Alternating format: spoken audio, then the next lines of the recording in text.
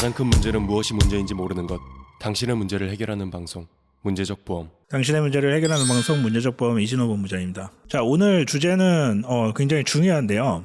특히 종신보험 가입하고 나서 나는 20년 납입 다 끝냈기 때문에 이제는 보장받을 일만 남았다. 자, 이렇게 안심하고 계시는 분들, 자, 오늘 영상 끝까지 보셔야 됩니다. 자, 상담을 하다 보면은 종종 접하는 사례예요. 이런 이야기들이 있습니다. 자, 본부장님, 저 20년 동안 꼬박꼬박 종신보험 다 납입을 완료했다. 이제 보장받을 일만 있는 거죠.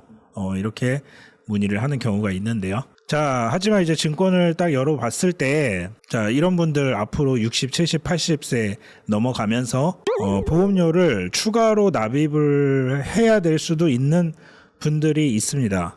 자, 그렇게 되지 않으면 사망보장을 받지 못하는 경우가 생길 수도 있거든요. 자, 이유는 바로 유니버셜 종신보험 때문인데요. 자, 이 유니버셜이라는 기능이 붙은 위험성에 대해서 이야기를 해드려 보도록 하겠습니다. 자, 오늘 제가 종신보험 크게 세 가지를 비교를 해드릴 거예요. 상품, 특정 회사 상품에 대한 비교는 아니고요. 이제 구조적인 이제 상품의 차이에 대한 비교인데요. 일반 종신보험을 하나 소개해 드릴 거고, 자, 나머지 두 개는 유니버셜 종신보험 중에 확정형 유니버셜 종신보험이 있고요. 또 하나는 연동형 유니버셜 종신보험이 있습니다. 자, 유니버셜 종신보험 가입하신 분들이 확정형, 연동형 이런 게 있다는 걸 알고 계신 분들이 많지는 않으실 거예요. 자, 이 세 가지를 저희가 비교를 해서 어떤 선택이 가장 안전한지, 그리고 내가 가진 유니버셜 종신이 확정형인지 혹은 연동형인지 알 수 있는 방법까지 제가 팩트를 전달을 해드리도록 하겠습니다. 자, 먼저 유니버셜이 뭔지를 알아야 되겠죠. 종신보험 앞에 상품명에 유니버셜이라는 이름이 들어가 있으면 유니버셜 상품이에요. 유니버셜이라는 이름이 없으면 유니버셜이 아니라고 생각을 하시면 됩니다. 자, 쉽게 말해서 이 유니버셜은 이제 상품을 좀 유연하게 유지할 수 있는 장점을 가졌다라고 볼 수 있는데요. 주요 특징 중에는 이제 자유 입출금 기능이 있고요. 그래서 내가 낸 보험료 이내에서 자유롭게 입출금 통장처럼 넣었다 뺐다 이렇게 할 수 있는 기능이 있습니다. 이 기능이 있기 때문에 약간 목돈이 필요한 경우에 보험을 해지하지 않고 이제 내가 원하는 만큼 출금을 해서 사용할 수 있는 그런 기능이죠. 좋은 기능이에요. 자, 그리고 또 하나는 보통 일반적으로 보험이 2달 보험료가 미납이 되면 실효가 되죠. 효력이 상실되는 상태를 얘기를 합니다. 하지만 이제 이 유니버셜 기능이 있는 종신보험은 보험료를 2달을 미납을 했다고 하더라도 보장이 이어지는 장점이 있어요. 그래서 내가 보험료 납입이 좀 힘들다 하는 상황에 좀 유연하게 보험을 좀 끌어갈 수 있는 그런 장점이 있다고 할 수 있어요. 이런 기능들이 이제 유니버셜 기능인데요. 자, 여기까지는 참 좋아요. 근데 세상에 공짜는 없습니다. 이런 유니버셜 좋은 기능을 그냥 해줄 리는 없겠죠. 다 대가가 따르게 됩니다. 자, 유니버셜 종신보험은 내가 납입하는 보험료 이외에 여러분이 가입한 이 상품의 적립금에서 매월 월대체 보험료라는 걸 공제를 합니다. 자, 이 월대체 보험료 안에는 이제 회사의 경비, 사업비라고 하죠. 이런 비용이 차지를 하고 있고, 또 하나는 위험보험료라는 게 차지를 합니다. 이 위험보험료는 사망을 보장해주기 위한 해당 나이의 위험보험료예요. 사망 보장 비용이라고 볼 수 있죠. 자, 이게 핵심적인 내용이고요. 그 외에 또 여러 가지 보증 비용들이 붙게 됩니다. 자, 문제는 여기서 발생을 하는데요. 자, 20년간 우리가 보험료를 다 냈다고 가정을 해볼게요. 자, 그래서 수도꼭지를 잠갔습니다. 더 이상 보험료가 투입되지 않아요. 자, 물탱크가 이제 20년간의 보험료로 꽉 찼다고 가정을 해볼게요. 자, 하지만 중요한 점이 있어요. 배수구가 열려 있어요. 왜 배수구가 열려 있냐? 이 배수구를 통해서 월대체 보험료가 계속 빠져나가게 됩니다. 자, 그래서 위험보험료가 계속 빠져나가게 되는데, 만약에 월대체 보험료를 내가 쌓아놓은 적립금에서 충당을 하지 못하는 경우에는 보험료를 더 납입을 하셔야 되는 거예요. 자, 그러면 여기서 많은 분들이 의아해하실 수 있어요. 20년간 약속된 보험료를 다 냈는데 왜 나중에 보험료를 더 내야 되는 상황이 생기냐? 그런 상품이 있을 수가 있냐? 네, 있습니다. 자, 유니버셜 종신보험의 구조에 대해서 이제 설명을 드릴 거예요. 자, 쉽게 말하면 다른 일반 암보험이나 이런 것들과 다르게 종신보험은 월 보험료를 납입을 하게 되고요. 이 보험료가 계정에 적립이 됩니다. 그 적립금, 쌓여있는 적립금에서 방금 얘기한 것처럼 매월 월대체 보험료를 공제를 해 나가게 돼요. 자, 그리고 이제 남아있는 적립금들은 어떻게 되느냐. 이 상품의 공시 이율에 따라서 불이가 돼서 이자가 쌓여가는 구조예요. 자, 여러분들이 만약에 20년간 보험료를 내는 총액, 그것만 가지고 사망보장을 해줄 거라고 생각하실 수도 있는데 그렇지 않아요. 보험 상품에는 이 예정 이율이라는 게 있거든요. 적용 이율이라고 부르기도 하고요. 이거는 보험사가 고객한테 보험료를 선납으로 보험료를 거둔 다음에 이 돈을 가지고 또 어떤 재투자를 할 수 있겠죠. 그래서 보험회사가 수익을 올릴 수 있어요. 그래서 수익을 올리는 것까지 감안을 했을 때 예상되는 회사의 수익률을 얘기하거든요. 예정 이율이. 여러분한테 받은 보험료 그리고 플러스 그걸 통해서 운용해서 얻은 수익, 그러니까 이자 같은 개념이라고 보면 되는데 회사 입장에서 그 수익률까지 합쳐서 그 금액을 마련을 해서 사망보장을 해주기 위한 재원으로 사용을 하게 됩니다. 자, 근데 예상했던 수익률보다 미치지 못했을 때, 자, 예를 들어서 공시이율이 2.5%라고 가정했을 때 현재 향후에 만약에 공시이율이 바닥이 났어요. 뭐 1% 미만으로 떨어지고. 자, 그렇게 되면은 회사의 수익률이 떨어질 수 있겠죠. 그러면은 원래 예상했던 수익률을 감안해서 사망 보장을 해주기 위한 보험료가 있어야 되는데 적립된 금액이 그게 부족한 거예요. 자, 그게 부족한 상태에서 예상했던 것만큼 적립금이 쌓이지 않은 상태에서 계속 위험보험료를 뽑아가다 보니까 젊었을 때는 크게 문제가 안 될 수 있는데 노년 고령 나이로 접어들었을 때 그때는 위험보험료가 많이 상승을 하겠죠, 당연히. 그렇게 되면은 적립금이 부족한 상황이 생기게 된다면 추가로 보험료를 더 납입을 하셔야 된다는 얘기예요. 자, 몇 가지 지금 근거에 대한 얘기를 좀 해드릴 건데요. 보편적인 상품인데, 자, 최저 보증을 1%를 한다고 해요. 자, 그런데 여기 회사가 말하는 2.25%에서 2.5% 이렇게 보장을 하는 것처럼 지금 나와 있죠. 자, 이거는 회사가 보증을 하는 이율이 아니라 예정 이율이에요. 예상 수익률을 얘기하죠. 그래서 실제 운용은 공시이율인데 만약에 공시이율이 하락을 한다면 방금 제가 얘기한 것처럼 적립금의 증가 속도가 예상보다 느려지겠죠. 자, 그래서 이제 나중에 사망 위험 나이 구간에 돌입을 하면 위험보험료가 상승을 하는데 이제 이율이 받쳐주지 못하기 때문에 적립금이 부족하거나 고갈이 될 수 있다. 그런 위험성이 있다. 지금 이 얘기를 드린 거고요. 자, 제가 사업 방법서와 이제 상품 요약서를 지금 보여드리는데요. 지금 해지 환급금 예시표를 볼게요. 여기에 보면은 해지 환급금이 40년 뒤에 143%라고 나와 있죠. 이 정도면 충분히 사망 위험에 대한 보장을 충분히 커버할 수 있는 거 아니냐 이렇게 생각하실 수 있어요. 근데 맞아요. 근데 자, 하지만 여기서 중요하게 놓칠 수 있는 부분이 있는데요. 이거는 해지할 때의 가정이에요. 해지를 했을 때 이렇게 준다는 가정이지 실제 운영을 이렇게 하는 게 아니에요. 자, 그 근거를 말씀드리면, 자, 해지 시에는 그 최저 해약 환급금이라는 거를 지급을 해요. 최저 해약 환급금과 그냥 해약 환급금이 있습니다. 최저 해약 환급금이라는 거는 향후 공시율에 관계없이 보장하는 최저 한도의 해약 환급금. 자, 이걸 얘기를 하고요.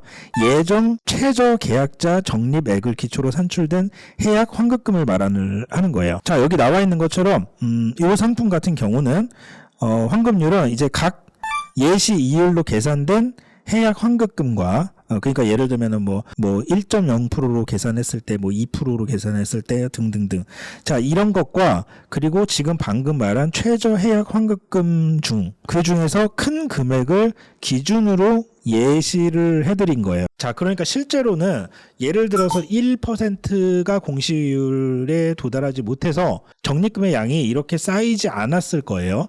자, 근데도 지금 해지 환급금 예시표에서 나와 있는 금액은 1%나 1% 미만이 했을 때 해지 환급금을 표기를 해주는 게 아니라 얘네가 보증을 해주는 최저 해약 환급금 이라는 거를 예시로 보여주는 표라고 생각을 해야 돼요. 그러니까 실제로 해지를 하지 않았을 경우에는 이 금액으로 운용이 되고 있다라는 게 아니라는 거죠.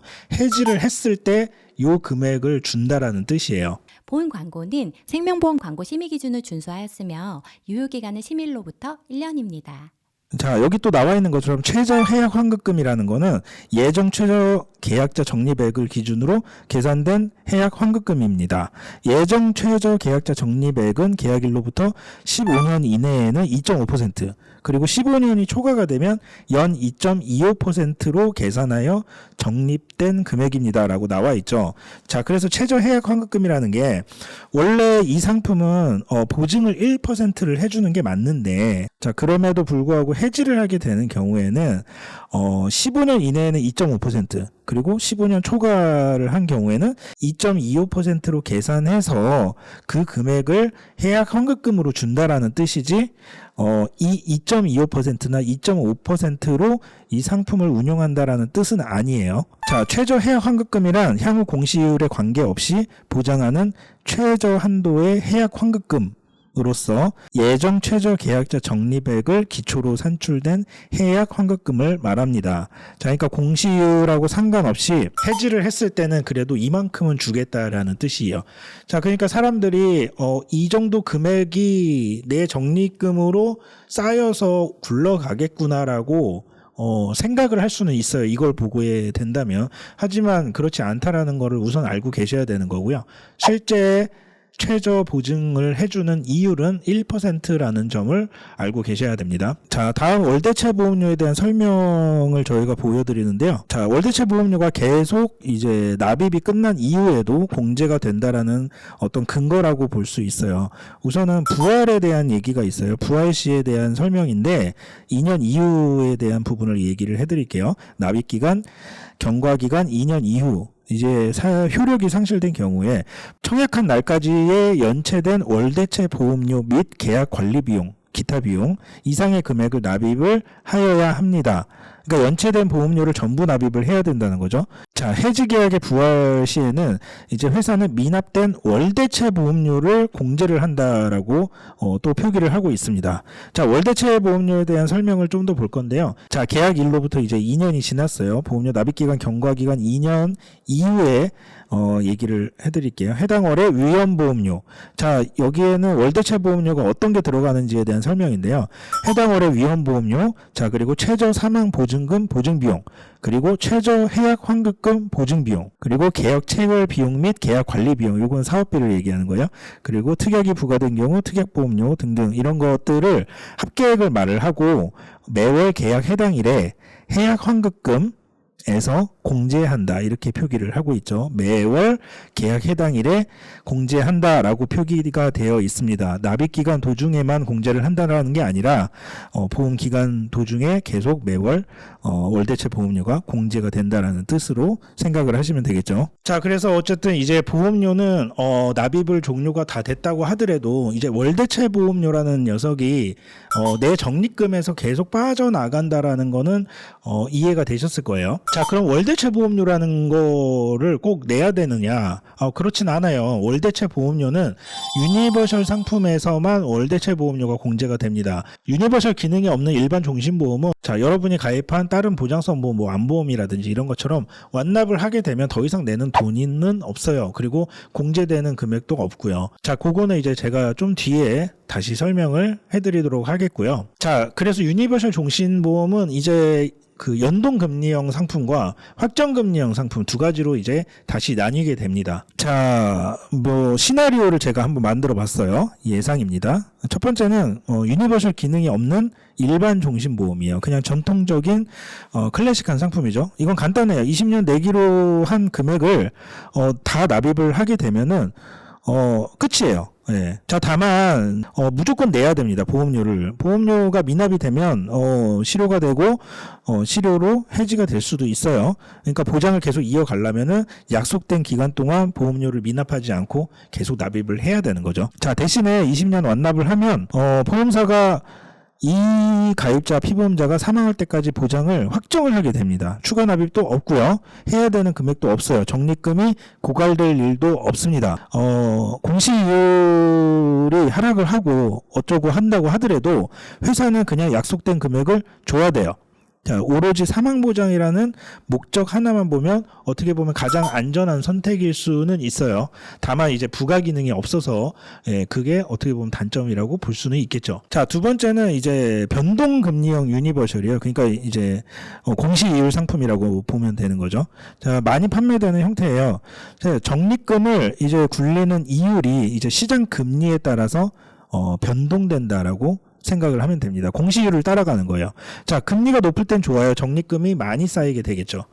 하지만 이제 저금리 기조가 계속 이어지거나 미래에 금리가 더 떨어진다면 적립금이 쌓이는 양이 예상보다 느릴 거고요. 그렇게 되면은 위험보험료를 충당하기 위해서의 적립금 고갈이 올 수 있다라는 거죠. 자, 그래서 생각보다 이자가 덜 붙어서 적립금은 안 커졌는데 나이가 들어가니까 위험보험료가 높아졌어요. 원금을 적립금을 막 까먹고 있다가 이제 보험사에서 통지서가 날라올 수 있습니다. 이제 적립금이 다 고갈되고 있으니 사망보장을 유지를 하고 싶으면 보험료를 더 추가로 납입을 해야 된다. 이게 바로 이제 유니버셜 적립금에 대한 고갈의 리스크라고 생각을 할 수 있어요. 자, 가입자가 미리 사전에 이런 내용을 알고 선택을 했는지가 중요하겠죠.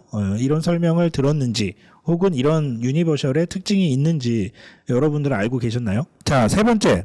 확정금리형 유니버셜 상품이에요.